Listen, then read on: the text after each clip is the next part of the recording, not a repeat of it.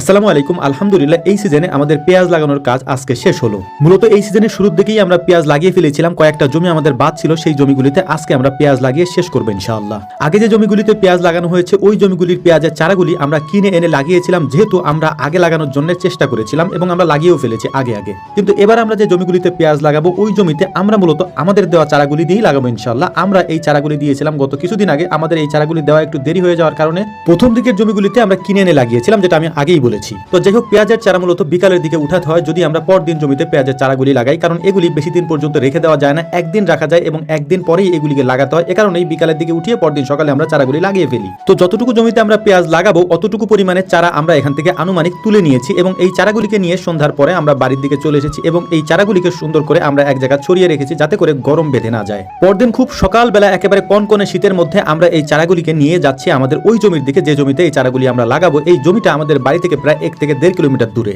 জমিতে আসার পর সারগুলিকে আমরা এক জায়গায় মিক্স করে নিচ্ছিলাম। এরপরে সজীব মামা চলে আসলো। সজীব মামা আসার পরে আমরা জমিটাকে চাষ দিব। চাষ দেওয়ার আগে পুরো জমিটার উপরি সাইডে অর্থাৎ যে আইল থাকে এই আইলটাকে সুন্দর করে আমরা কেটে নিচ্ছিলাম। এটার কারণ হচ্ছে আইল থেকে যে ঘাসগুলি আছে ওই ঘাসগুলি যেন জমির মধ্যে চলে না আসে। চারপাশের আইল সুন্দর করে কেটে নেওয়ার পরে আমরা জমিটাকে সুন্দর করে চাষ দিচ্ছিলাম। আমাদের পেঁয়াজের জমি চাষ দেওয়ার ক্ষেত্রে একেবারে মাটিগুলিকে ঝুরঝুরে করে ফেলা হয় এবং সমান করে ফেলা হয় যাতে পেঁয়াজের চারাগুলি লাগাতে সুবিধা হয়। এই কাজগুলি করার মাঝেই আমরা সার বুনে দিয়েছিলাম এবং এই সারগুলিকে মাটির নিচে যাতে চলে যায় এই জন্যই আমরা চাষের আগে দিয়ে থাকি। এরপর মূলত আমাদের মূল কাজ শুরু হবে পেঁয়াজ লাগানোর কাজটা। পেঁয়াজের চারা লাগানোর জন্য আমরা একটা লাঙল ব্যবহার করি। এই লাঙল দিয়ে আমরা জমিটাকে চাষ দিই, অর্থাৎ পিলি তৈরি করি। আমাদের আঞ্চলিক ভাষায় এটাকে পিলি বলে। মূলত এটা হচ্ছে এক ধরনের লাইন। এই লাইন সোজা করার জন্য মূলত আমরা এইভাবে টেনে থাকি। এরপর মূলত শুরু হয় চারা লাগানোর কাজ, অর্থাৎ আপনারা দেখতেই পাচ্ছেন আমরা কিভাবে চারাগুলিকে লাগাচ্ছিলাম। যেহেতু আমাদেরকে দুপুরের খাবারও তৈরি করতে হবে এজন্য আমরা ওদেরকে ওখানে রেখে চলে এসেছি রান্না করার জন্য। আমরা একসাথে কাজ করছিলাম প্রায় 15 জনের মতো। এই 15 জনের রান্না আমাদেরকে এখন করতে হবে। রান্নার ক্ষেত্রে ওদেরকে জিজ্ঞেস করেছিলাম দুপুরে ওরা কি খাবে। ওরা বললো যে আমরা বিরিয়ানি খাবো। এই জন্য আমরা মূলত বিরিয়ানি রান্নার আয়োজন করেছি। রান্নার সব উপকরণ আমরা আগে থেকেই তৈরি করে রেখে গিয়েছিলাম ভোর রাতের দিকে। এরপর মূলত হচ্ছে সকালের দিকে যখন আমরা ওদেরকে জমিতে রেখে এসেছি তারপর ওই সময়টাতে আমরা রান্নার জন্য চলে এসেছি এবং রান্নাটা শেষ করে আমরা এই খাবার নিয়ে জমিতে চলে যাব।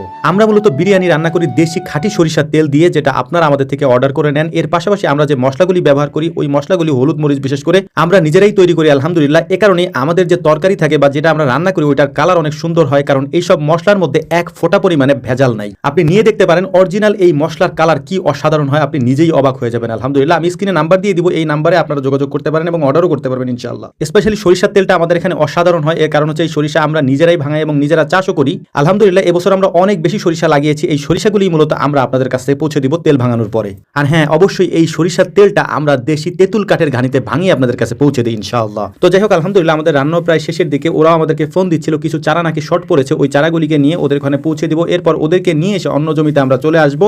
আসার পর